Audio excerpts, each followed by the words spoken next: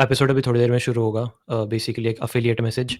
Creo एक company है, मैं काफ़ी टाइम से फॉलो कर रहा हूँ। रिसेंटली मैंने एक माइक लिया था इनका, काफ़ी अच्छी बिल्ड क्वालिटी है और ऑडियो भी ठीक आती है। इसमें थोड़ी फाइन ट्यूनिंग मेरे को करनी पड़ेगी, बट मेटल बिल्ड है तो काफ़ी सही होता है क्वालिटी एंड ऑल। इसमें इससे काफ़ी सारे प्रोडक्ट्स हैं, आपका कंटेंट क्रिएटर्स के लिए हो चाहे गेमिंग के लिए हो, आप देख सकते हो वेबसाइट। एंड प्राइस भी काफ़ी फेयर है, मतलब मेरे को ऐसा कुछ ज़्यादा महंगा नहीं लगा। ये इनके मैकेनिकल कीबोर्ड्स हैं गेमिंग के लिए। ये इनकी चेयर्स हैं, काफ़ी कंफर्टेबल हैं। एंड इन्होंने अभी एक स्क्रीन रिलीज़ किया ऑब्सिडियन 27 इंच का। मैं भी 27 इंच यूज़ करता हूँ। माउसेस भी नहीं काफ़ी अच्छे हैं। तो basically if you want to buy something और explore, you can use my link in the description, and मैं वो लिंक भी लगा दूँगा एंड अपना एक कूपन कोड भी लगा दूँगा। तो अगर अच्छा लगे तो बाय कर लेना। एनीवेज़, अपना एपिसोड शुरू करते हैं इन 3, 2, 1। Namaste everyone. This is not a podcast, but a Vārtalāap, where it's all about curiosity. And I'm your host, Yash Tomar. So welcome back everyone. This is yet another episode of Vārtalāap, episode number 96. Here with me I have a long time favorite, Mo. Basically in this video we'll talk about scientific niche hobbies, and then we'll start with the radio communication, and then I guess telescopes. Uh, for the starting, can you reconnect the last episode and tell me how curiosity and science affected you, like in a very brief manner? Sure. Yash, first of all, thank you for having me on your podcast. It's always fun to have a conversation with you. So I Yeah. think the last time around we had a pretty broad-ranging, sort of free-flowing conversation. I think, at the end of the day, for me, it's all about curiosity, right? It's about not accepting, I guess, sort of myths about what the world should be or how things are or how they should be. And it's about finding out for yourself. And I think, like, once you take that step, into really understanding what motivates you, what your curiosities are, you normally gravitate towards these sort of things, right? Not everyone goes into the technology, high tech science sector. Some people go into the arts. Some people like to become part time poets. Some people like to become armchair philosophers. But some of us have to do the kind of engineering stuff and, like, keep the spark of curiosity alive. Yeah. Very well. You sounded up all right. Uh, Again, briefly, any hobbies you have, like in the philosophical aspect? Like, do you Well, think and just wander? Quotes, maybe philosophies. look, philosophy and science actually go hand in hand.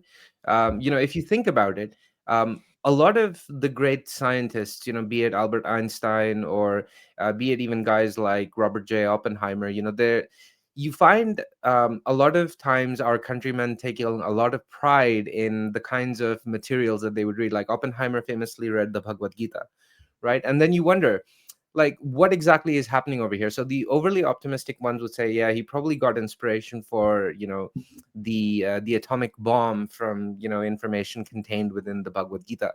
So I think we can be reasonably certain that what attracted them to these works were the philosophical aspects, the inquiry into whether, if I perform this action, what effect is that going to have on me and what effect that's going to have on other people. Sometimes you're looking for that justification, whether what I'm doing is moral or immoral.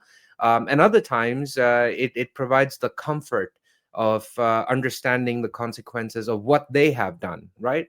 And so Robert J. Oppenheimer, he's famously quoted as to having quoted the Bhagavad Gita as soon as the Trinity test occurred, and the Yeah. bomb exploded, and he said, "I am become death, the destroyer of worlds." But you see, the Yeah. profound effect it had on him was that he realized what he has become, right? Even though there might be this great cosmic dance of creation followed by destruction, he did not want to be death. And so he spent the remainder of his life trying to prevent the proliferation of nuclear materials, of nuclear warheads. And he was absolutely devastated to learn that America had bombed Hiroshima and Nagasaki. I think a lot of your viewers might be able to relate to that, especially if they've recently watched Oppenheimer again. So, Definitely. philosophy, to answer your question, simply, philosophy is vitally important. And I think certain philosophical experiments, when carried out with a rational intent, can perhaps illuminate certain paths forward. Like I'm guilty of that as well, man. Like I'll get on an AI and I'll start throwing crazy ideas at it, and most AIs are sycophantic. They'll be like, oh my god, you've unlocked the secrets of the universe. You obviously haven't, but as long as you're having fun and you're not taking yourself too seriously, it's all good. Yeah, I mean the AI aspect. I have also felt that. I guess it is a listener's bias. He wants to just hype you up, and like it would mainly say this is a good idea and all. I have felt it, I guess. Yeah, look, And that absolutely happens because at the end of the day, when you're accessing a commercial AI system, a generative AI system, it's designed to be a general purpose tool. And a tool that tells you over and over again that you're an idiot, you're a moron, you should not be anywhere near a keyboard, is not going to get a lot of repeat users. So there is that aspect of it, and people like to be praised. Who doesn't like getting a compliment? And getting complimented from something that you're told is super intelligent always makes you feel good. And so there is that aspect of it, and that's why you have to like sort of understand how AI actually works to be able to derive the most benefit from it. yeah, uh, have you heard about Van Gogh and his madness for like painting and all? And do Yeah. you relate Van Gogh's madness to like creativity and I guess the whole aspect of passion and success? I guess.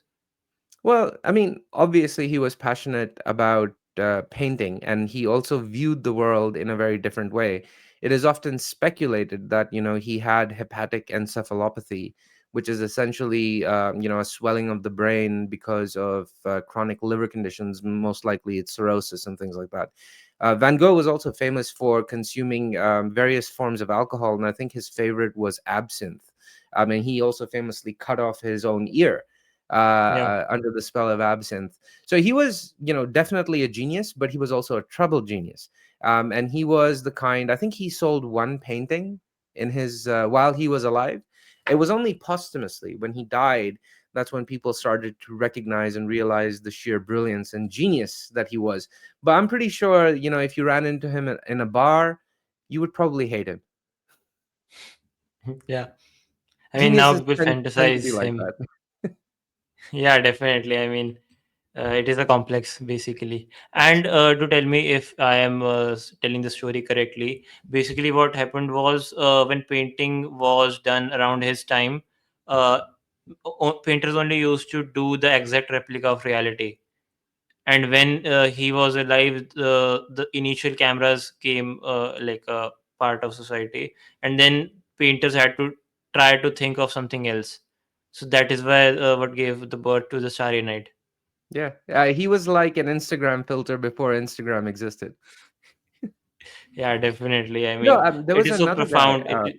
Monet. Yeah, Have you heard of Monet? Claude Monet. I may have. I don't remember names. He was also another very, very famous painter. And he was famous for painting the landscapes around the south of France. That's where he lived. And he is the originator of the style known as Impressionist. So, it's usually Yeah, outdoor stuff. And the paintings, if you look at them up close, they look like little blobs of paint, like you can yeah, barely make out stuff, but you stand the right distance from it and suddenly it all comes together. yeah. The art, that art, I can't personally understand it yet. That's why I'm not able to draw and paint as much. I think, The it, skill, it takes a little time, right? But at the end of the day, I think like with any kind of creativity, be it painting or, getting creative with some electronics, it's essentially you look at something that excites you, right? So if you're a painter, you look at a scene or you look at the atmosphere of a place and you want to try and do something to capture it because it's fascinating you. And you want to challenge yourself to do that. Similarly, when it comes to electronics, when you're just starting out on something, you start reading about all of these individual components, capacitors, resistors, this, that. You understand the theory, excuse me, the theory of it. But then at some point, you attempt to build something, you attempt to recreate something. And in the effort of doing that, you realize that you've made a mistake and you get, an undesired result. And then you end up fixing it. But when it all snaps together, when it all comes together, when it finally starts to work, I think that's one of the best feelings out there. It's a sense of accomplishment. It's a massive dopamine hit. Like if you've ever done something like that, you understand what I'm talking about. Like a failed experiment, you finally get it working, and it just feels like one of the best things in the world. And I think ultimately, any person who does these sort of curious endeavors, scientific or engineering, they're ultimately chasing that high. It's a Yeah, satisfaction definitely. of solving a difficult problem. It's very Yeah, underrated. that's how Iron Man was born, I guess. Sure. I mean, I guess we are going a bit off topic. We should start with, I guess, DIY radio communications, and Sure. you are an expert of that, so you can begin. Well, I wouldn't call myself an expert. I'm definitely a dabbler. So, my earliest experiments were with the radio. And I actually credit one of my uncles for putting this bug in my head. So, this uncle, he's a software engineer. He used to be a software engineer working with IBM. And this was in Saudi in the 90s. And I remember he came to our home once, and we were getting really bored throughout the weekend. So, he started like telling me, "Hey, have you ever made a crystal radio?" I'm like, "What is a crystal radio?" Like, obviously, I had radios and things, transistors and that kind of stuff. And he sort of tried to explain the theory to me. I was only in third grade. I didn't understand anything. And we tried to build it, and it didn't work, and I was extremely disappointed. Anyway, like fast forward a few more years, so I'm in sixth grade, and it's my birthday, and we walk into this store. The first time I'd ever walked into this holy mecca, and it was called Radio Shack. And dad was looking at like CD-ROMs and that kind of stuff, and I was fixated on this 601 electronics project kit. So I begged dad, I'm like, "Please, please, please, can you buy it for me? This will be my birthday gift and whatever." And he's like, "It was like 200 reals." And he's like, "Yeah, yeah, okay, okay, okay. But this is your birthday gift." I'm like, "All right." So we bring it home. And the first thing I do is try to put together the most complicated project there is. Failed miserably. I was lucky I didn't blow anything up. But one of the projects in there was a crystal set radio. So I understood, okay, so it's essentially a diode, and you plug one end into the ground, the other end goes into a low powered earpiece, a crystal earpiece or a piezoelectric earpiece, so it requires very little voltage. And Okay. if you put a variable capacitor in between that, you can actually tune it. So, you can pick up various different frequencies. And I remember trying it and actually worked. And I only picked up like some Arabic radio stations. I didn't understand a thing, but I fell in love with it. And so, that sparked another rabbit hole. And so I decided to like figure out how other radios work. And so I would like, take things apart, or I would go to the library, I would pick up books and try to understand what was going on, try to recreate stuff. Then my second project on that kit was an AM radio, and then a low powered FM radio. And I was like blasting music around to my neighbors. And then, they would listen on the radio just to humor me because they were very nice people.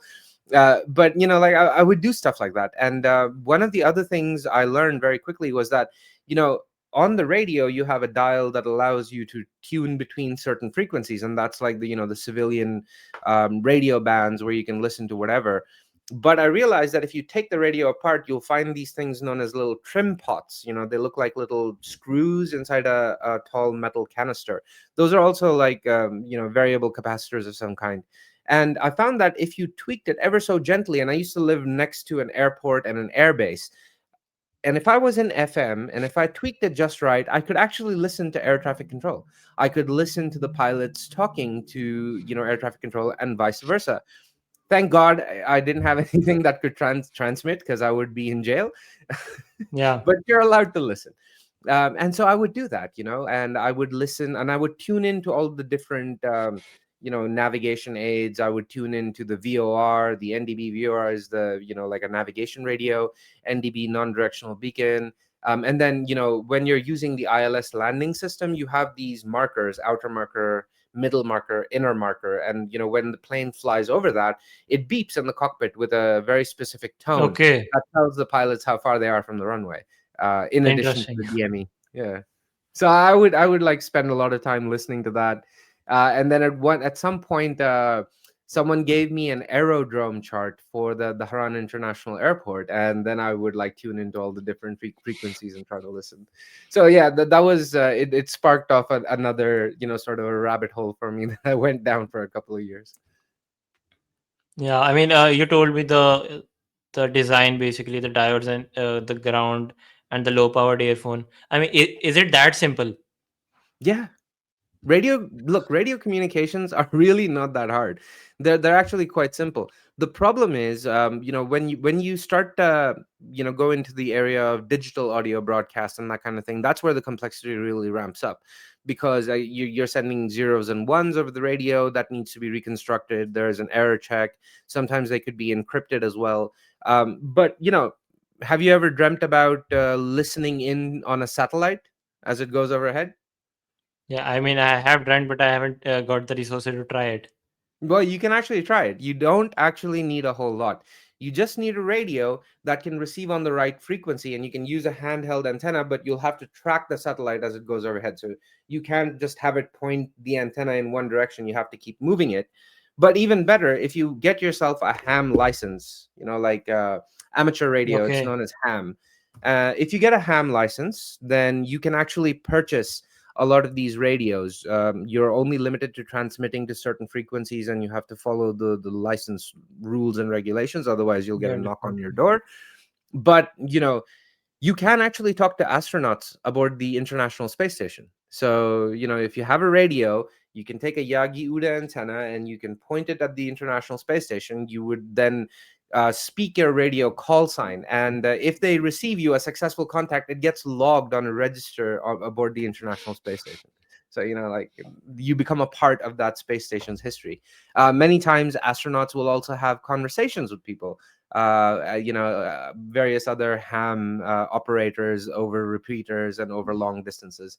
And for most ham operators, they'll spend a lot of money on different kinds of radios, on various antenna setups.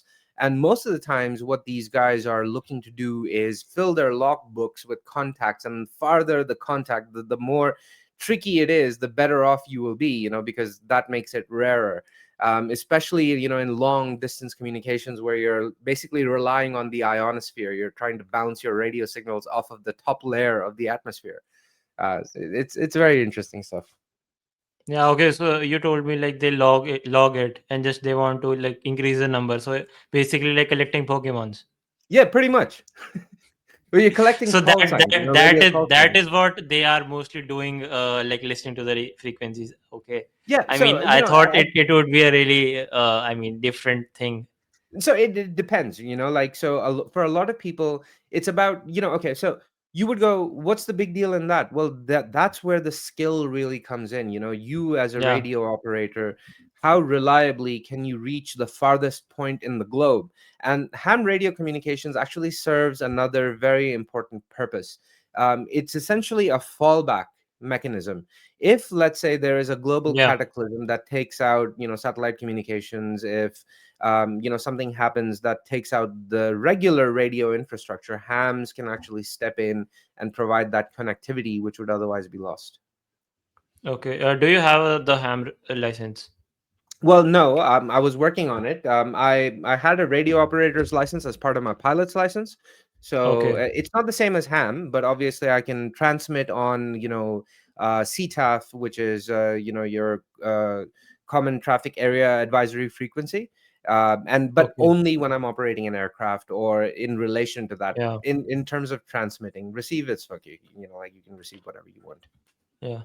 So like, how are you planning to get the ham certificate So it's license? not very difficult, like, there's a bit of a theory exam. You have to understand the theory of that. You have to demonstrate your ability to understand electronics, to be able to read schematic.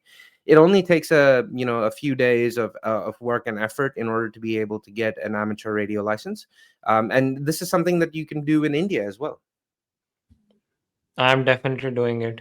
And You should. like, would it be possible to like transmit Vārtalāap episodes on that?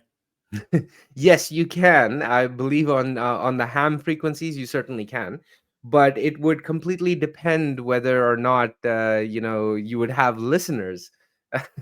I mean, So definitely that's a part. And like, is it possible to like just beam the radio frequency in the outer space? Would it be possible?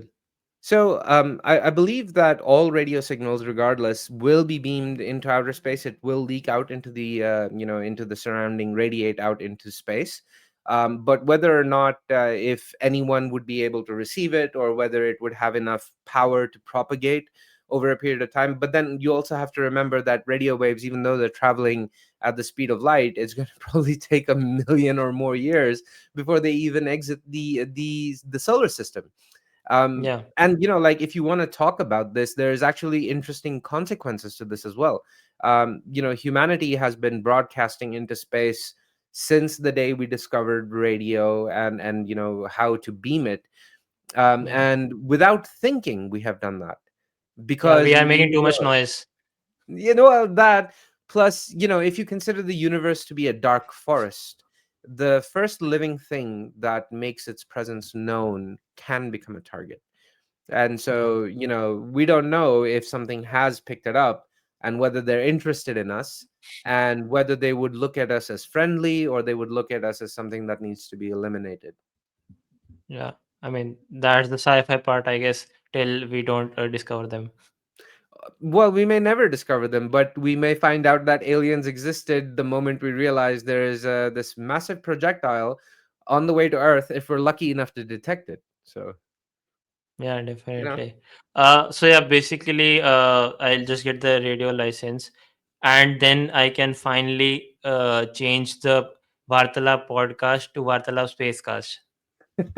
It's definitely worth a try. But hey, if you get a radio license, then you should also get yourself one of these. Yeah, I'll. This is a Mayhem Portapack. This thing you have to be careful with because it can transmit as well.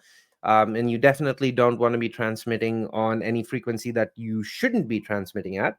But you can receive all kinds of things. And I use this to listen to air traffic control almost all the time. I can even use ADSB. So, like, say for example, I want to see what airplanes are above me. I can actually start ADSB on this, and it'll actually show me all of the aircraft that are Is it nearby. is it possible to like do a live demo? I think it should be. Let me give it a go.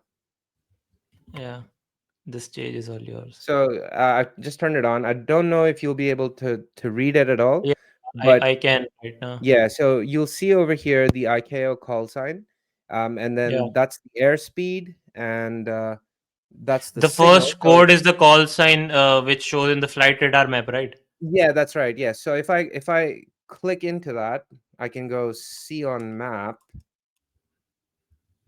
and you can actually see those aircraft in the Okay. vicinity.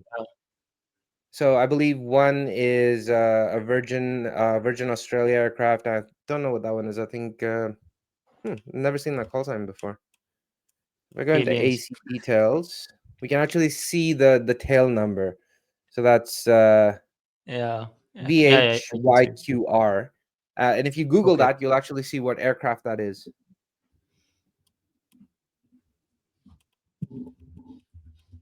So as it keeps running, it keeps on picking up more and more aircraft. I'm also indoors right now, and I'm just using a regular telescopic antenna.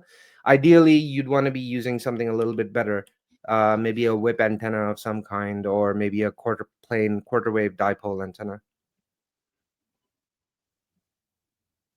If you just go into all, yeah, see, it's a Virgin Australia aircraft. It's a Boeing 737. And if you, can you zoom in a little bit? One So you can second. actually go into planespotters.net. That will give you the details that you want about that airframe.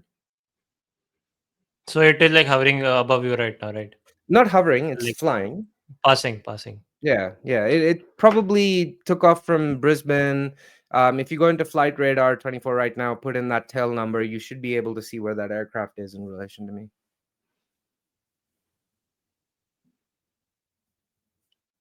Yeah, I guess. You can actually find a lot of Yeah. information about an aircraft just by its tail number. It's a little bit of a fun habit I have every time I'm at the airport. If I see an aircraft or an aircraft that I'm supposed to get on, I will actually Google its tail number. So interestingly enough, last year when I went to Saudi, I was flying from Riyadh to Mecca, well, Jeddah actually, and the aircraft I got on board. No, it was the flight from Jeddah to Riyadh. And the plane that I was on, I realized by putting it into the tail number that this aircraft was actually involved in a major incident. So a couple of years before, there's these uh, Houthi rebels. You might have heard in the news, Yeah. Houthi, the term Houthi. So they Yeah. had launched a drone strike against Saudi, and they actually managed to hit this aircraft.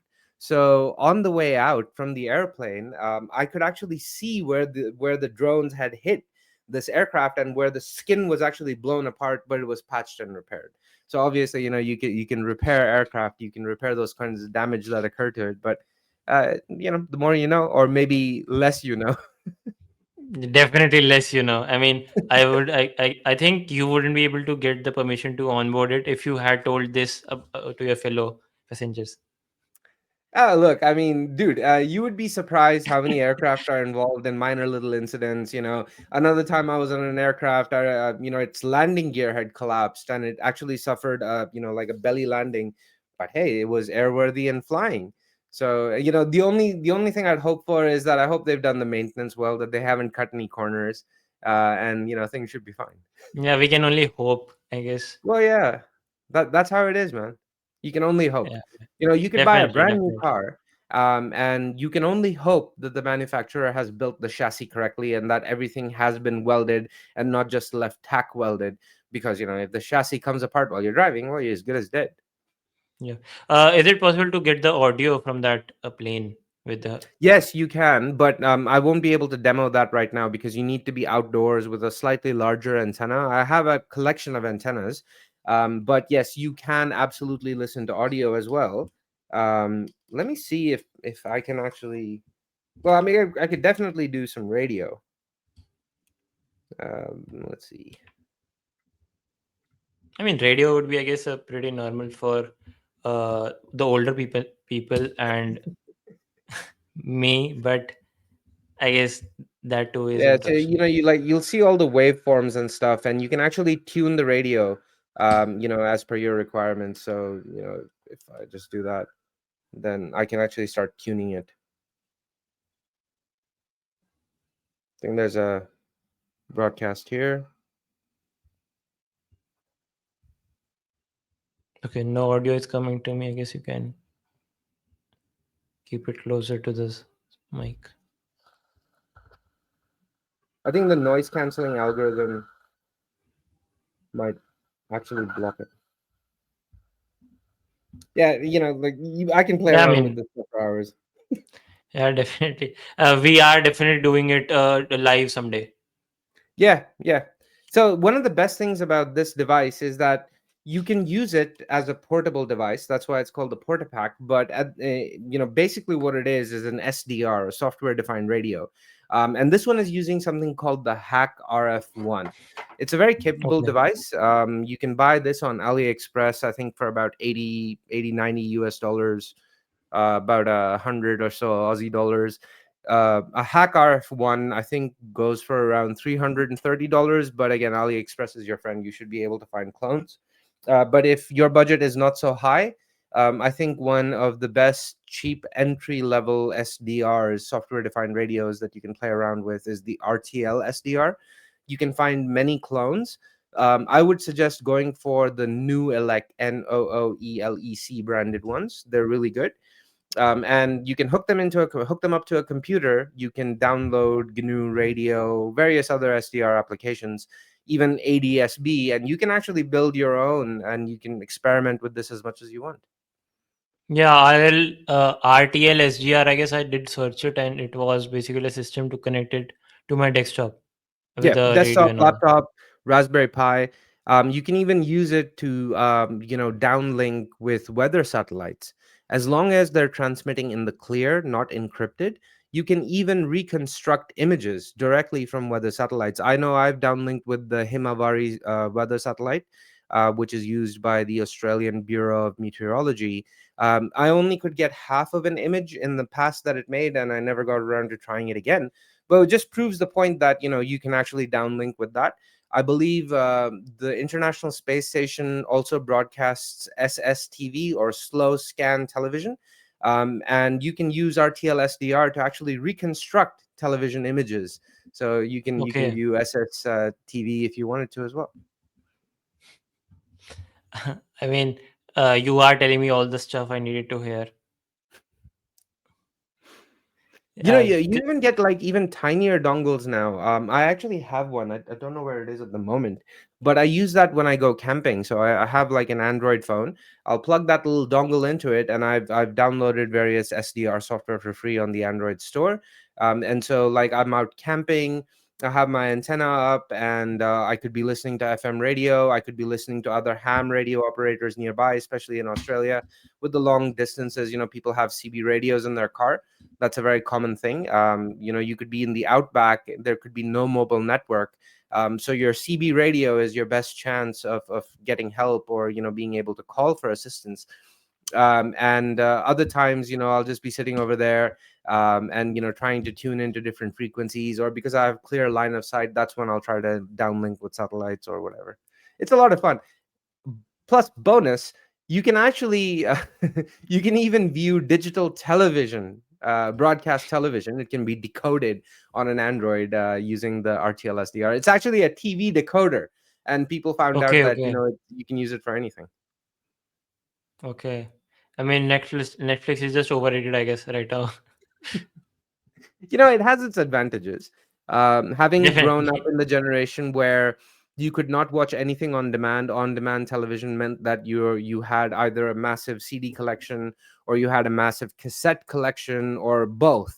And Yeah. so your video on demand content was limited to what collection you could access, or what you could borrow from your friend.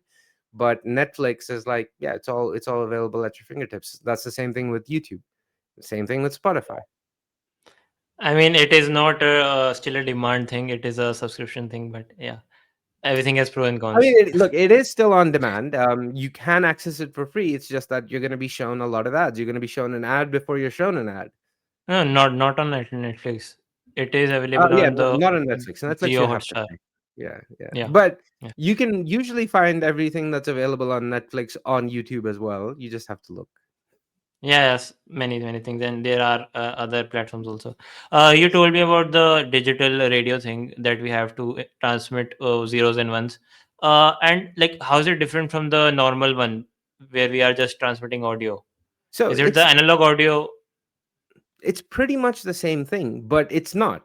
Okay, so analog audio, obviously, you have two main kinds. You have frequency modulation, and then you have amplitude modulation. So frequency modulation is, like, how quickly the troughs and waves are coming, and Yeah. amplitude modulation is essentially how tall and wide they get. So that's where you get the FM radio and you get the AM radio, right?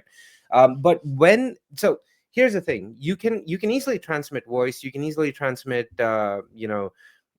stereo audio as well. Now, the earliest digital systems essentially used modems. A modem is a modulator demodulator. The early dial-up modems, what they did was, they transmitted over analog lines, so essentially your telephone lines, and they would Yeah. convert the bit stream into an audio, or a signal that we would perceive as audio. Some of it beyond our hearing range, some of it within our hearing range, and that's that famous noise that we hear when we're watching retro movies, retro my childhood, Yeah, or yeah. when we're like, you come across a fax machine, and go, wow, what is that thing? But as we started going towards digital communications, we realized that there's a limiting factor. We need more Um, bandwidth. uh, That one means one uh, one question. Basically, what I remember is analog is basically frequency, in which there can be like different upper lines and lower lines, the waves basically. And the digital one is basically zeros and one, and it would be a square sort of a line. yes, Uh, yes, yeah, it would be a square. But ultimately what happens though is, every medium has a particular bandwidth, right? Like, how much data can I push through, and still be able to recover from errors? Because a lot of times a transmission is a one and done, right? but Yeah. many, and you won't get a repeat transmission. So if you got garbled data or if you got error data, you would miss out on that forever. And some communications couldn't actually tolerate that. Like, say, for example, we have Wi-Fi, we have cellular communications, we have all these things. In cellular, we understand that data loss could occur. Similarly, when we're communicating like this, our voice and video is being sent by UDP, or Unified Datagram Protocol, which is a connectionless protocol. That is to say, it doesn't care whether you've received it or not. I've sent it. Whether or not you get it is your problem, right? That's how it looks at it. But what we found is, with digital communications, you're obviously transmitting those zeros and ones, but there is a limit to how much you can transmit. And so that's where we learned quantization, and like essentially being able to mix and match all of the phases. So you have QPSK, PSK, whatever, all the different abbreviations for it. And that's where things start to get really complicated, because you have one carrier wave, and then you can have another carrier wave going like this, and another one Yeah. going that, and it all needs to be interwoven, overlapped with each other as you're transmitting, multiplexing it, and then demultiplexing it when you receive the communication. So that allows you to have higher bandwidth communications, which then enables the high definition video, high reliability audio, and that kind of stuff, and also Yeah. being And able to transmit higher resolution data. What that yeah. essentially means is you transmit more bits, more bytes, and so you can fill in more of that data, and that's higher resolution or lossless. Yeah. Yeah. Yeah. And all those things which you said is only in the digital one, because I Sorry. guess in the digital one, right? Hmm. Yeah. All of the things you said about the phases and all Yeah, yeah. The is phase only and all that, possible the in digital. Yeah. multiplexing, that's all usually digital communications. That's right. Yeah, because if you layer, basically the frequency one, the analog one is a audio Yeah. frequency. Yeah, I mean, I'm just trying to So make people yes, let understand me ask you a question. who don't Have you ever experienced a situation where you're somewhere, you see you have full signal, but the person on the other end just can't hear you? sometimes. And then you go, यार तेरा signal नहीं है क्या? नहीं, मेरा तो full signal है. मेरा फुल सिग्नल है भाई, पता नहीं क्यों तेरे को आवाज नहीं आ रही. What do you think is happening over there? You tell me. Okay, let me give you another example. Do you remember Okay. watching old school television? Not the digital TV. I'm talking about like old school, the TV with the aerials, the antennas. Very briefly, I think. I Okay, mean, so you after may the or may antenna not one, remember. we had the A lot cable. of times you would get like this snow, the Yeah, haze yeah, on yeah, the yeah. television. And sometimes you would see a duplicated version of the characters as well, like you would see Yeah, the I main can character, and imagine. then like, I can. Yeah. so we used to call them ghosts, right? And what's Interference. happening over there is a phenomenon known as multipath. So multipath essentially is, you have a transmitter, right, and you have a receiver over here. The radio signal propagates from the transmitter to your receiving device.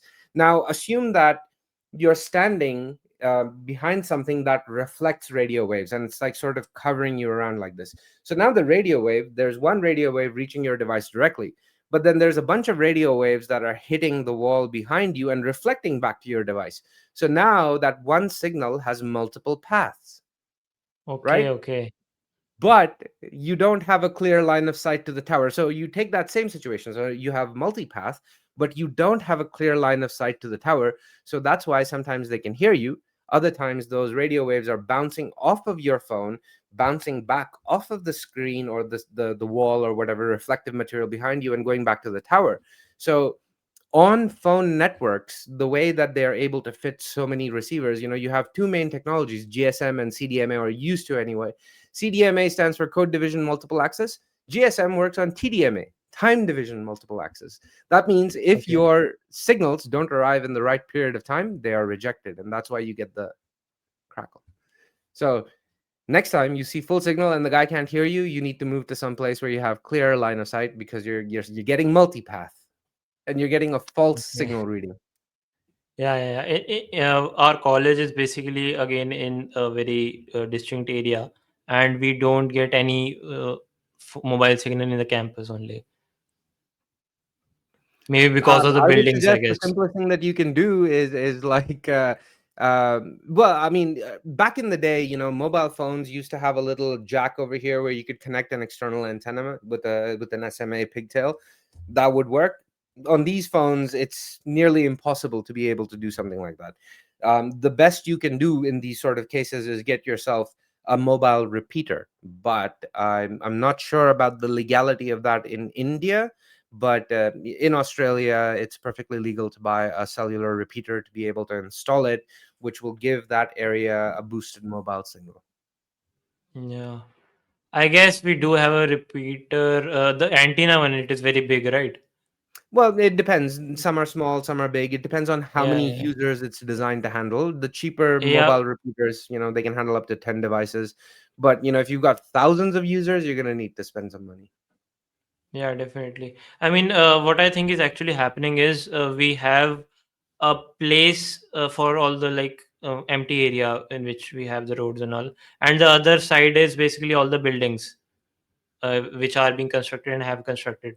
So what I think is behind those buildings must be the mobile towers, and we all are not in the direct side of it. That's why we all can't get the signal. Yeah, And so you outside might, we yeah. can, and Like, maybe they do have the repeater.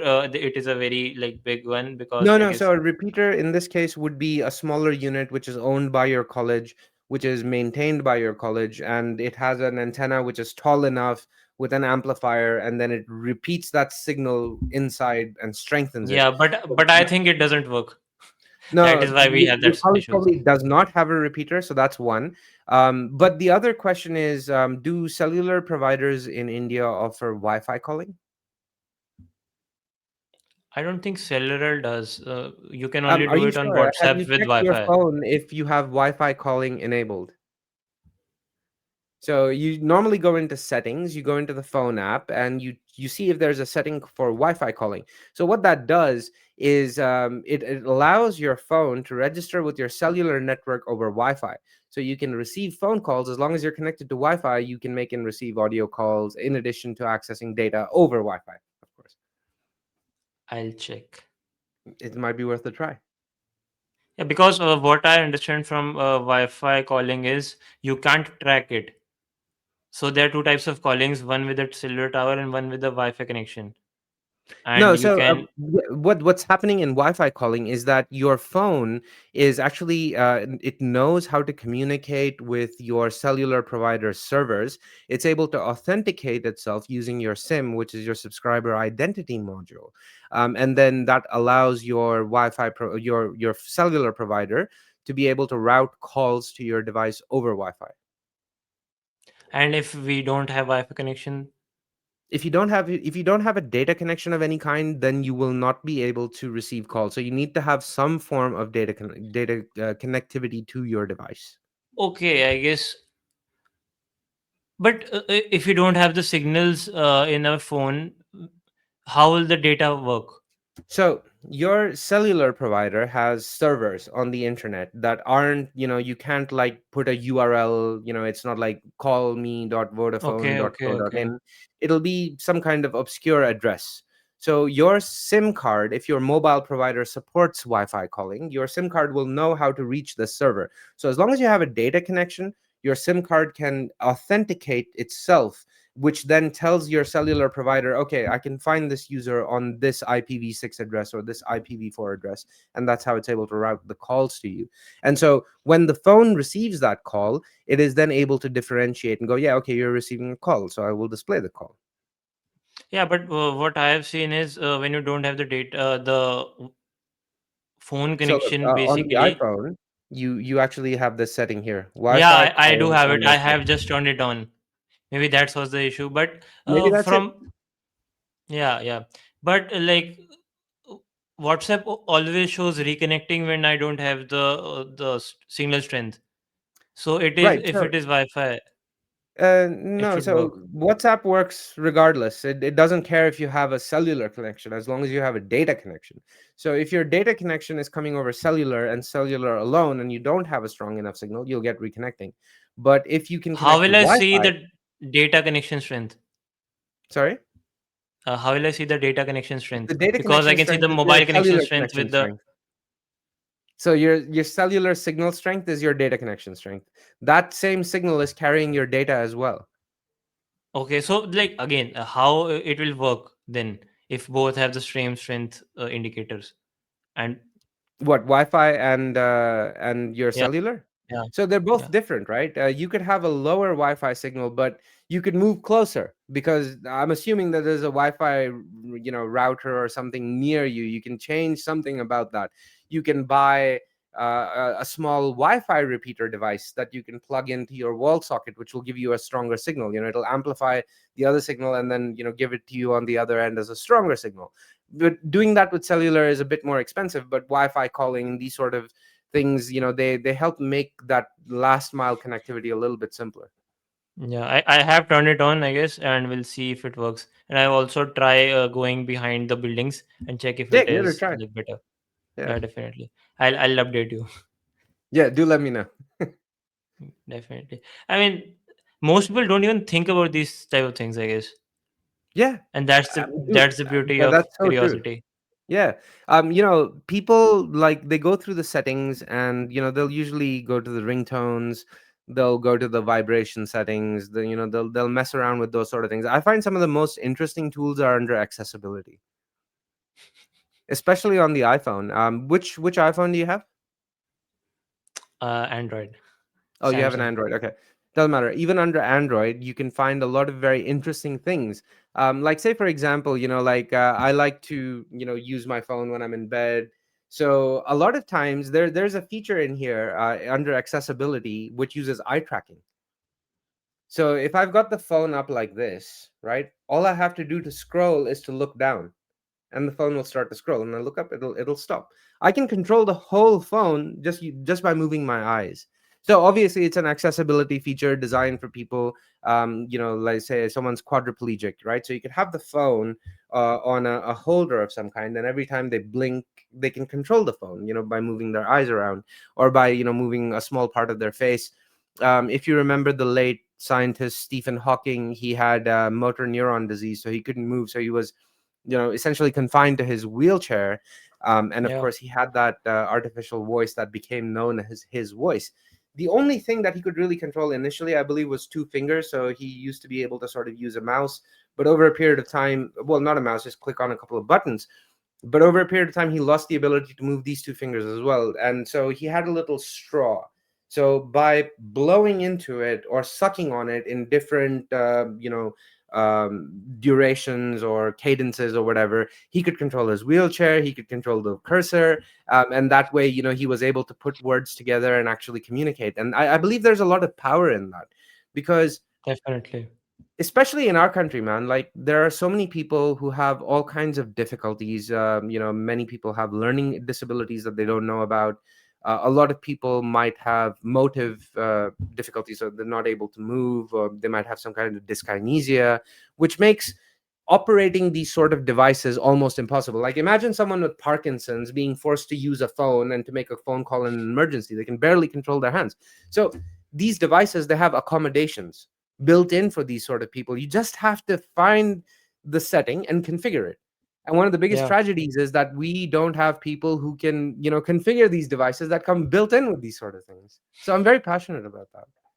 yeah, definitely. I mean, that's like a superiority of the hardware of iPhones. And then the software as well, not just the hardware, but the software. And the thing that you have to appreciate over here is that these are problems enough that engineers and corporations have had to sit down, think about it, build certain features, iterate on them, take in feedback. And that takes a lot of patience. And the fact that they still exist, even though a minuscule percentage of people might be using them, it actually shows that, there is an intent within technology to make it accessible and available to everyone. Yeah, definitely. I mean, I have just only seen how blind people are able to use iPhones with the keyboard on the screen stuff. Oh, there are some very, very interesting tools. I've recently found this very interesting thing. Let me see if that's still. I think. I guess Um, after this, we can talk about the other science hobbies. yeah, yeah, no, like, on the iPhone, right? Like, if you have, Yeah, say, difficulty with your vision, like, you have some amount of vision but you can't really make things out, there is a special mode in here that you can activate. So the rear camera and the lidar sensor, they start working, and the phone starts measuring the distance between you and other objects. then as you start walking towards things, the phone starts speaking and vibrating, right? So if I pointed at a door, it'd be like Yeah, door, I have. cat. So it's Yeah, I have giving you heard that. that visual feedback plus haptic feedback. So Yeah, you could have these sort of things if you're a little hard of hearing and you don't know whether your pet is barking or someone is ringing the doorbell. The phone can actually listen for certain sounds, and the doorbell goes off, it'll say went off, or heard a bark, or heard a noise, or whatever. So again, like it has all of these things that it can really become an indispensable tool for a lot of people, that enable them to navigate their environment a little bit better, and to have independence, being able to do things for yeah, themselves.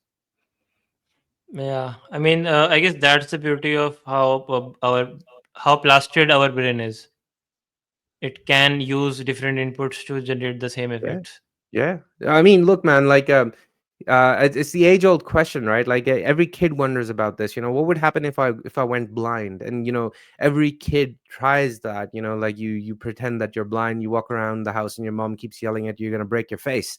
And she's not wrong. Because I managed to break my face doing that. But kids play around with that. But what we do find, and obviously the takeaway is that this is too difficult. But the brain is absolutely very plastic, and people who lose one sense, their other senses tend to compensate. So Yeah, blind that's the people, they same tend to. skill. Yeah. Yeah, that's the same skill with all the skills, I guess. Because the more you learn about different skills, you are able to uh, pour creativity on it. That being, you are able to connect different ideas together, and then you can like create different outputs. Yeah. Because like from what I understand is my mother tongue is Hindi, and I have heard and like done English also. But what I think in English and in Hindi is it is vastly different. Yeah. So again, speaking very simply, if you do learn French or maybe German or Russian, you tend to develop a personality solely based on that. I wouldn't So say entirely, but yes, it. not entirely, but the thinking aspect of your brain, I. and it is a bit same in the plasticity concept of the brain. I mean, if you're just talking about sheer neuroplasticity, yes, absolutely. But I think, when you learn different languages, again, you're exercising that part of your brain where you're opening up new neural pathways. And so Yeah, a natural consequence of learning a new language is that you learn more about the culture that spawned that language, right? And so that sort of helps to inform you. But more than that, it opens up an entirely new way of thinking. Like, each society or each culture has valued many similar things, but there have been subtle differences, right? And it's the differences in those values that determine how the country ends up. Not to go into any political landscape or anything, but definitely. like, this is something you have to understand, right? Like, if you consider Middle Ages in Europe, right, or the Dark Ages in Europe, what was it? Like, you had paved roads, you had bards that we consider great, or musicians or whatever. But at the end of the day, what were the Europeans doing? They were emptying chamber pots outside their balconies onto the street. A chamber pot is essentially a toilet, right? So they would pee in these things, they would spit in those things, and they would just empty it out on the street. And that spread the plague, and many people died in the plague. And then you had the Renaissance. So people started reconnecting, and they started reconciling these things, going, hang on, if we do these sort of things, that's going to lead to some kind of a tragedy. That kind Yeah. of happened in India as well. Like, back in the day, we had the plague, we had the bubonic plague that hit Surat in 92. That was a terrifying period of our history, because it's like, dark ages nonsense, but in the modern world. But at the end of the day, it boils down to what your philosophical bent therefore becomes. And so what we find in our country is that there's a lot of religious philosophy that is more mainstream versus humanist philosophy, which could explain some of the things that we see. Because if you're coming from religious philosophy, well, God is the only thing that can fix it. Well, good luck. Because we also know that God helps those who help themselves. Definitely. Definitely. God is lazy. So yeah, talking about the telescopes. Galileo Galilei invented telescopes, right? Hmm. And then he was, I guess, punished by the Catholic Church for Yep. discovering that Earth is in the center. Earth is Well, not in he the center, and Sun is. yes, yes. He basically proposed the heliocentric model instead of the geocentric model. But the fun part is, in 2025, there's a large number of people who believe that the Earth is still the center of the universe, because the flat Earth model doesn't work otherwise. But yeah, I mean, you'll always have these sort of opposing forces. It's beautifully encapsulated again in a lot of philosophical things. You might have seen that, sort of a semicircular symbol. It's white on one end, black on the other end. It actually looks like two sperms going, in opposite directions, one white, one black. It's called the yin yang symbol. YINYANG, I mean, yin yang. if you have said the yin yang, I would have understood better. Yeah, yeah, I should have said The yin yang. Japanese symbol. Yeah. So, yin yang, it represents duality, right? And so you could take it as duality of genders, you could take it as duality of whatever.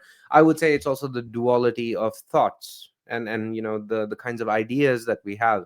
But then there's also this other very famous symbol called the Ouroboros, which is essentially a snake that's eating its own tail, right? and Yeah. and again, like that represents certain things. And I think what's happened right now, especially if we look at India, we've gone into the Ouroboros phase, where the snake that eats its own tail, and it goes on in that circle ad nauseum. So it eats itself, it gives it rise to itself, and then it eats itself again. And I think where we need to be is more the balance, the yin yang, like we go in that circle rather than this circle. Yeah, I mean, this snake concept like was very interesting for me, particularly because like I couldn't imagine snakes eating his own tail. His tail would end up in the part of his belly which is in his tail. Yeah, If you it's a understood what I am. paradox, right? It's also a paradox, I mean, because not really a obviously, paradox. Like the snake can eat its own tail, but like, yeah, how would a tail end up in? its own And tail, yeah. like I imagined that Well, I aspect guess it like depends on how much it can fitting. fold itself. It's still a Definitely, vertebrate at the end definitely. of the day.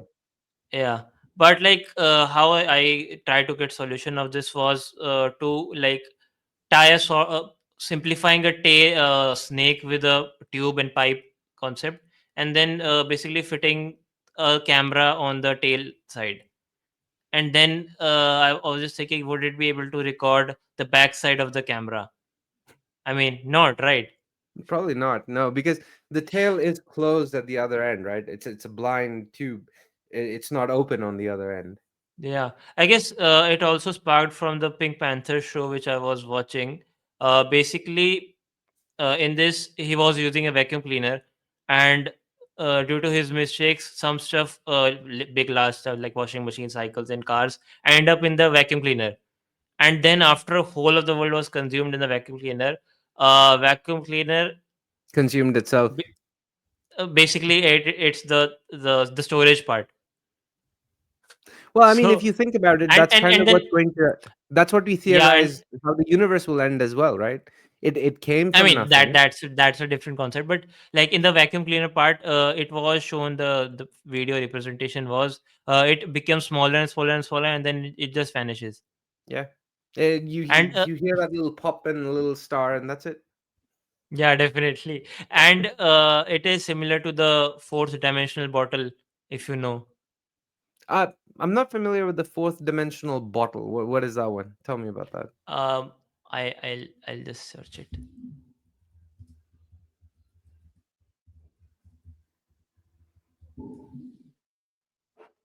KLEIN bottle. Klein bottle. Yeah, I'll send you this. Is Ah, it okay. visible? Yes. Yeah. Yeah, yeah. Isn't it something like this? Because if uh, actually it can happen only in the dimension, that the it would eat it itself and just vanish. Yeah, yeah, yeah. I mean, we would not be able to comprehend a fourth dimensional being. But you remember, at the start of this episode, I spoke to you about the dark forest. That actually comes from this book called The Dark Forest. Surprise, surprise. It's by this author. His name is Liu Cixin. He's Chinese. And he wrote The Three Body Problem. And then, there's I a trilogy. It's a trilogy of books. It's a massive trilogy. And it is definitely worth a read. Like, if you enjoy good science fiction, I would definitely say give Liu Cixin a chance. I But have to read the read it. first. I have added it in my bucket list, but I have seen the Netflix version of The it. Netflix version is actually rubbish. I mean, it can be, but still, it is very fascinating to me. Yeah, so now It they're can be about to rubbish. do a season two of the Three Body Problem, but I would suggest that if you're really interested in understanding the nuances and seeing the character development, you can go on this streaming platform. It's called Viki Ratuen, Rauten, or whatever, and you search for Three Body, the Chinese version of it. Dude, that Okay. is worth a watch. That is a good show. It's kind of cheesy at certain points as well, but it's actually quite well made, and I really enjoyed the character arcs in that. But man, I'm telling you, like, by the time you start reading The Dark Forest or listening to The Dark Forest, you're gonna be like, whoa, man, this is like next level terrifying shit. Yeah, I mean that the level of like maybe aliens attacking us in that way, like it made it horrifying basically. Yeah, well, I mean, look, Because earlier, yeah, in the Three earlier Body Problem, the before the book, Trisolarans, I don't want to ruin the yeah. book for anyone, so I'm gonna be careful, but you definitely need to read the second book, and then you need to go beyond that because it doesn't end with the Trisolarans. That's just a I start. have I have heard about that in Queen's Idea. It is a YouTube channel, and it had like basically it was only I guess 2 or 3 years what was shown in Netflix, but it is actually millions and millions of years of story. Oh my goodness, yes. Like literally, you start in what is present day Earth, and you're going literally millions of years into the future. And It after is a a while, saga. maybe okay, I guess another alien life emerges, and we both are attacked by them. I guess it is something as sort of It's that. not just another species emerges. Like I really don't want to ruin it for you because No, no, part of it don't is do it. like Don't as do you're it. listening, the shock of what is about to happen. Dude, no, yeah. Look, I'm sorry, it's a really long book. Even if you go with like Definitely. the audiobook, I think it's like 38 hours, 40 something hours per book. It's a big commitment, but Yeah. it's worth it. Definitely worth it. Yeah, and there is also, I guess, a spin-off version of a book with that. I don't remember what actually it was, but The again, the Queen's Wandering Earth, idea told about it. The Wandering Earth. Maybe. I'm not sure. So that's another Liu Cixin novel. And again, like No, no, no, no. fantastic. It that the book which I am talking about is basically a fan write-up of the three body problem, but it's not written by the same author. Yeah, okay, okay. I think I know what you're talking about. So it's actually a continuation, and it's actually really good. I haven't read that one yet. I forget its name. Yeah, I No forget its name. issues. I had the We'll book we'll keep the here. suspense. It's in my bedroom. Yeah. Um. So, like, how he started it was basically what was going on in Galileo's head when he invented the telescope.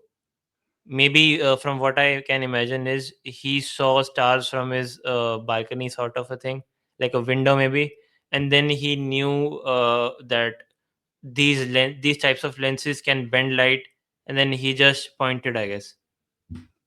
I don't think it was as simple as that, but I think back in those days you couldn't actually buy a lens; you had to grind your own. So he figured out optics. He understood the rules of it, and he was able to then craft the correct lenses, both the objective lenses and the eyepiece lenses. So the convex and the concave lenses that you need in order to be able to create an image or to be able to Yeah. rectify an image. And then he started observing things with it, right? And so he observed the planets, he observed their motion. Copernicus did similar things. Yeah, and then there was this Dutch guy living in Utrecht, which is a city in the Netherlands. His name was Anton von Leeuwenhoek, and he ground some lenses and he put them in the order opposite to what Galileo and others had done, and he observed Microscope. a drop of water. under that, and ended up creating the world's first microscope. And he observed these things inside the water, and he called them animalcules. And then later they formed the basis of what we understand as the germ theory, which we have proven that, you have bacteria, you have all of these organisms, and then over a period of time we understood why they cause disease. It's either the endotoxins or the exotoxins, and that's what causes the expression of disease, or Yeah, at I least guess bacterial infection. astronomy came first, after, like, before I biology. believe so. I could be wrong about the dates, but I think it was like 1600s or something for the first microscope. If you go to Utrecht, they actually have a museum over there, and you can actually go and see the first microscope and the hand ground lenses. And we've come a long way in optics as well. I Like mean, in isn't it weird? Like, earlier people don't even knew germs existed. They won't No, even wash and hands. this is one of the reasons why Ayurveda doesn't have a germ theory. So, one of the ways we understand the world, it's dependent on the technology that we have. So, if you consider what came before modern medicine, even in, say, Europe, in these places, they had aqueducts that represented the a marvel of engineering and technology, where you could transport water from one point to another where there would be Rome, no. right? Rome, Greece, all of these Yeah, places. And so, when they spoke of diseases in the olden times, it was, yeah, there's a problem with your phlegm, there's a problem with your bile, there's a problem with the air. Look, malaria, the disease malaria, it's called malaria because in Latin, mal means bad, area means air. So humans were able to correlate enough that, wherever there's a stench, wherever there's stagnant water and bad water, when there's a foul air, you can get this crazy disease that makes you miserable, gives you the chills, and could kill you. And so it was called malaria, but it was only when someone observed the blood of a person infected with malaria and compared it to a person who was not infected with malaria, and they saw this little worm-like thing breaking out of red blood cells, shattering those blood cells. And we realized, oh, it's this little parasite. It's called Plasmodium vivax. And part of its life cycle is in the human host or in a mammalian host, where it'll enter into the liver, then the schistocytes will shed. It will then go. It goes into the red blood cells. It grows in the red blood cells, and it grows enough, yeah, it bursts out, and then it goes into the liver. And when it bursts, that's when you get the chills, that's when you get the fever, that's when you get the jaundice like symptoms. And that's why modern medicine doesn't call jaundice a disease. Jaundice is not a disease, jaundice is a symptom. Whereas Ayurveda will classify jaundice primarily as a disease, and then attempt to treat that disease, where it will fail because jaundice is not a disease, it's a symptom. It means that there's something else going on. yeah, definitely. I mean, I was trying to write a like a novel, a long series one, in which basically a guy invents a time machine, so he's able to time travel. So there is a part of, like, organizations build up in it, and they go on documenting history particularly. So I guess I will add this discovery which you are talking about the malaria, and how they're able to, like, capture the no with the bad air aspect, and that became malaria and all. Yeah, So like, yeah. it So, would be like like very this actually interesting. brings me to another point, right? Causation Yeah, does not equal correlation, right? Just because, you correlate two things and you go, yeah, it's because of the bad air. That's a very naive thing. And that's where the yeah. What is scientific bad method air? comes in. Yeah. So, yeah, no. So that's where the scientific method comes in, right? Because then it looks at that and goes, all right, what are the variables here? What are the various things that could change? And then let's try changing those variables. And then, like based on observation, we could then come up with a hypothesis. The hypothesis would make a prediction that this could happen. Then you try it experimentally, and then, based on the results, whether it succeeded or failed, you could say my hypothesis was valid, my hypothesis is not valid, type 1 error, type 2 error, whatever. And you can go from there. And science has been a process of learning by elimination. And so what we've done is codified it, and we say, okay, yes, these things work, those things don't work. Which is why, like, you don't find mainstream scientists, trying to disprove the impossible or trying to prove the impossible, because we know we've experimented with all of these things. So we know we're not going to find results. So that's why we call them non-falsifiable questions. Science can't deal with non-falsifiable questions. Like, is there a god? Maybe. Is there a life after death? Maybe. Is there reincarnation? Maybe. We don't know. Definitely, definitely. I guess the scientific aspect does need to evolve a bit also. I mean, the initial basics are right, but we need to research and like think more as a whole society to get Well, more that's of an interesting. I mean, understanding. could you explain that view a little bit more? No, I'm not sure I understand Yeah, it. yeah. From what I think is basically science has become stagnant because like if you do ask this question with to academic people, they will say researches are going on, it takes a lot of time, people are coming up, and we do get Nobel prizes and all. But I think a thing like science should be a it should be done by every class going child. That is how we will be able to like maybe deal Well, with what makes you think that human science has extinction gone event. stagnant? What makes you think that science has gone stagnant? I don't think science has gone stagnant. I mean, yes, that is true, but no new researches is coming out. That's the perception of the There is a lot normal of new layman. research coming out. That There is a lot that of is new true. research coming out every day. That is true. But the new research is not able to connect to the very basic level of people which are maybe curious. Not Okay, talking well, about yes, who don't have okay. access to it. Maybe think about it this way, right? Initially, when the scientific method first became a thing, we saw a lot of rapid discoveries Yeah, for things that affected normal people, right? Like, say, the definitely. invention of the television. Wow. The invention of the microwave. Mind blown. Radar. Mind blown. The first telephone. Mind blown. Incandescent bulbs that evolved into the modern LEDs that we have. Again, mind blown, right? It was a lot of things that were affecting a lot of smaller, everyday things around us. And that's not to say that that has stopped or slowed down. I think what you're trying to say is that newer generation of discoveries are so complicated that regular folk cannot, really connect to it, and so they don't really Yes, appreciate the value of it. But you have to can say. understand that any modern or high tech discovery that is more complicated, it's built on the foundations of these smaller discoveries, right?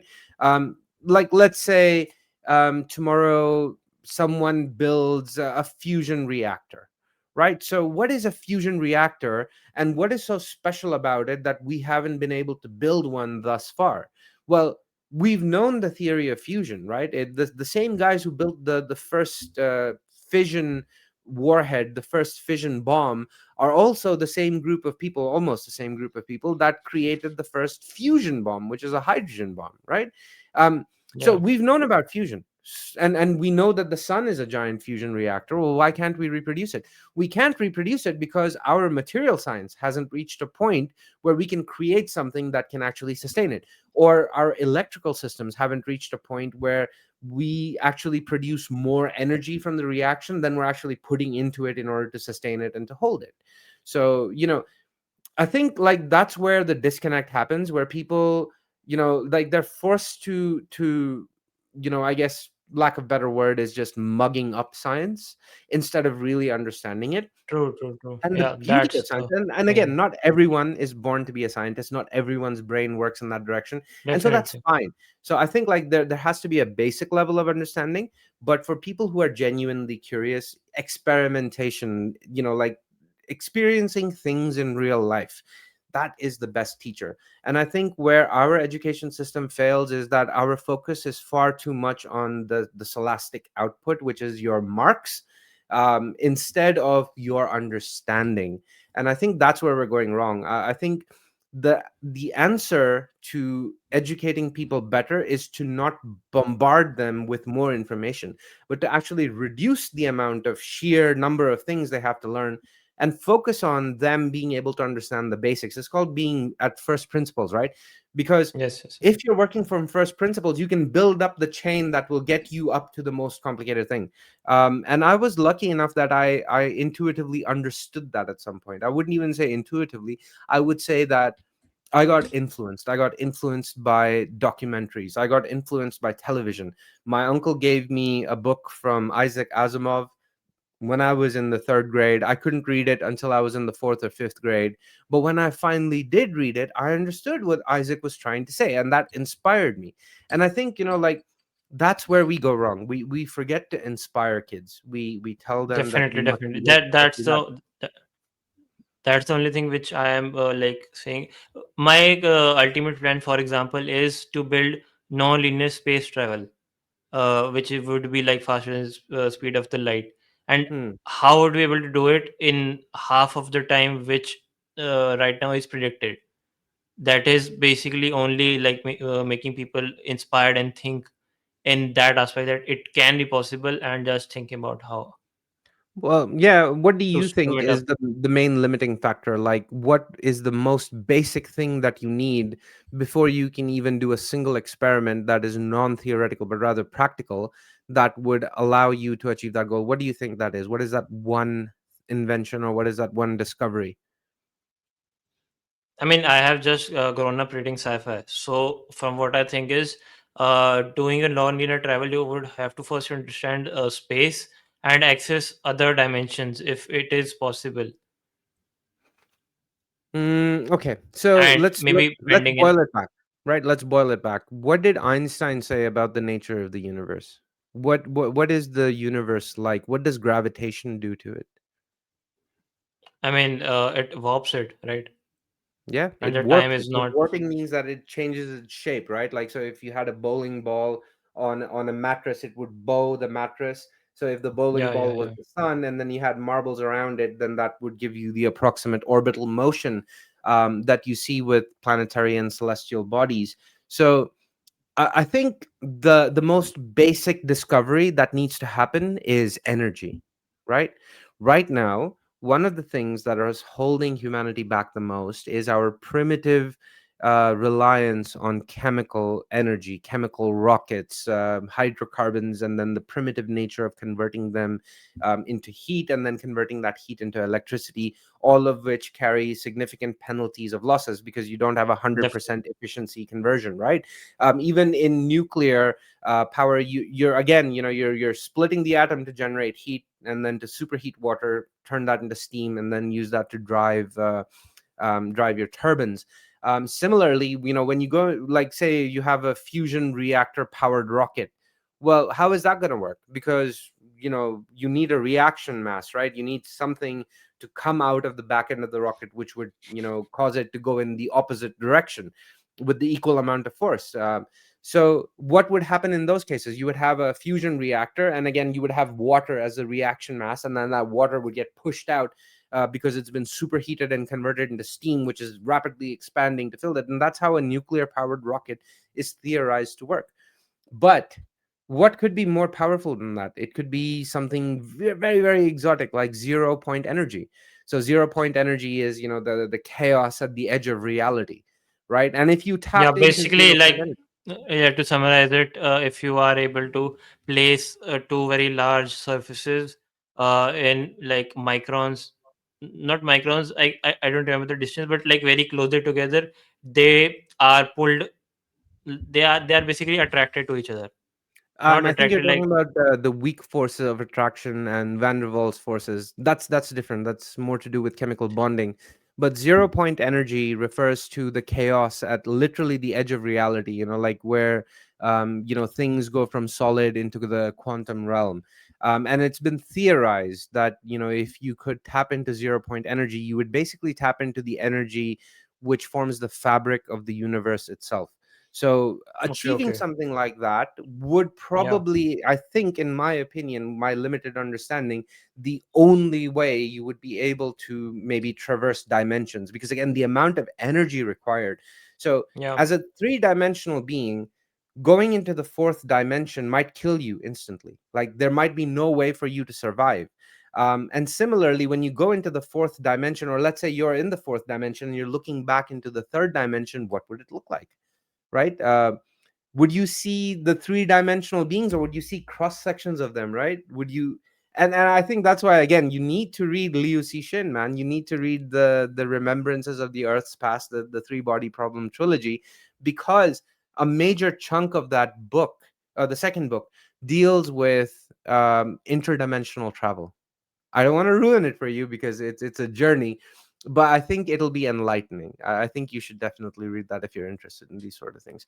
But from a serious scientific perspective, the biggest problem is, I think, like if you mentioned this sort of a thing to a serious scientist, they would probably look at you with a bit of derision. They might even laugh at you.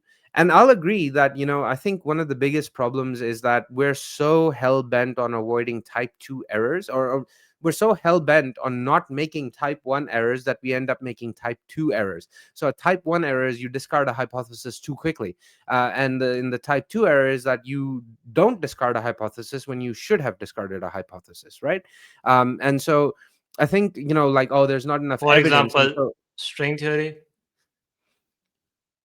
again, like, it would be Yeah, nice if yeah, it but was then real, but there's really not yeah, that yeah, much yeah. evidence in favor Because of like it anymore. the scientist Brian Greene always seems to push it, but Neil deGrasse Tyson like opposes it. From what I have seen. And that's always going to be there. You're always going to have that push and pull. Again, it's important to have that, because people, they very easily go into this dogmatic way of thinking that, oh, if this had been allowed, then maybe this would have been the outcome. There's this trend going on nowadays on Instagram and all of these other video platforms, where the video creator is essentially making this claim that the only reason we have psychotherapy as it exists is because we're following the Freudian system, whereas we should have followed Adler's system. Freud is all about, what happened to you in the past, and Adler is more about goals and orientations and that sort of thing, right? And so what they try to do is they oversimplify these things, and then they try to get you to think in a black and white fashion. Oh, Yeah, Freud bad, Adler good. And things are always invariably, somewhere in that video, you're going to find a link to a coaching class where this person is going to show you how to live according to Adler.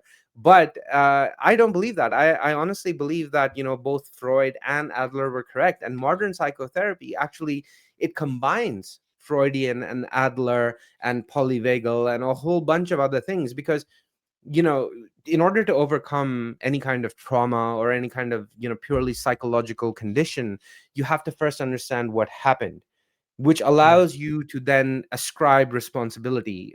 It may be external at first, but then the realization dawns that only I have the capacity to change my own reality, and that means changing how I respond, how I react. And that's where Adler comes in, because that's when your goals are defined. You are now in a position to articulate what goals you need to have in order to achieve a particular outcome, and then you have other forms of therapy which help you stick to that.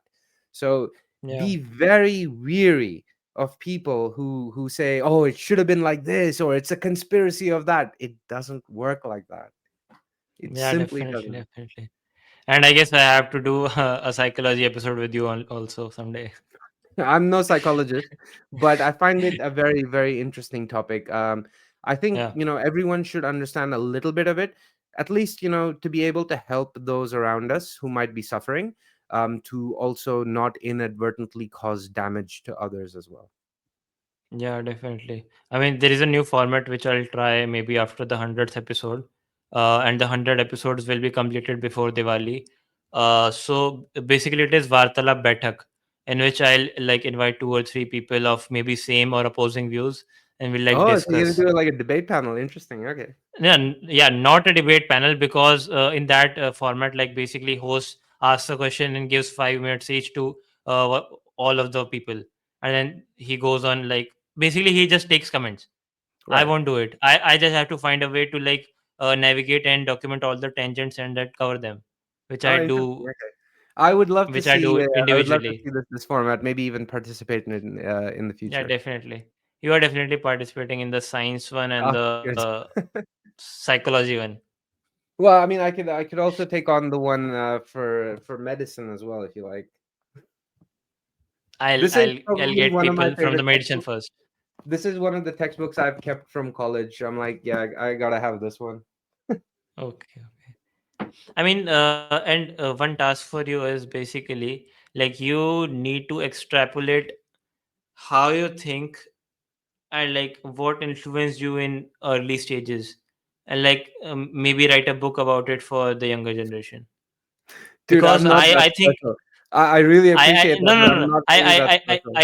I get that what you are saying, but like I think I am like creative and like I am able to merge and think in vastly different topics. But I think you are doing that in a better way. So Thanks. you need to do that. Yeah, I'm happy to share and chew anyone's ears out. Like I'm happy to help out. I mean, not Again, just like, talk. You should like whenever you do that and maybe talk about different subjects, you should internally think how are you able to do that. well, okay. I'll try and remember that. And next time I try to do something interesting, I'll see if I can write it down, make some sense of it, and share that with you. But again, man, like my only intention in life is to try and help as many people as I can before I invariably die, because being born is not a guarantee, but if you're around, you're definitely gonna The die. constant is only death. Yeah, Yes, that's it. That's it. yeah. So I guess we'll end this episode. Any questions, comments for me? I would say, Yash, keep doing what you're doing. I really love to see people, especially young folks like you, trying to make a difference. It's a lot of hard work to create these sort of episodes, especially, with variable feedback and that sort of thing. So I want you to know that I appreciate this. I really appreciate you inviting me. I appreciate your audience for listening to me blabber on for hours and hours as well. So yeah, keep it up, man. And if ever I could help you or assist you with anything, please let me know. Yeah, definitely. We have to do many episodes in future also. Yeah, So would yeah, love to. we'll end this episode, Awesome. and then we can talk about it afterwards. Yeah. Sounds like a plan. All right.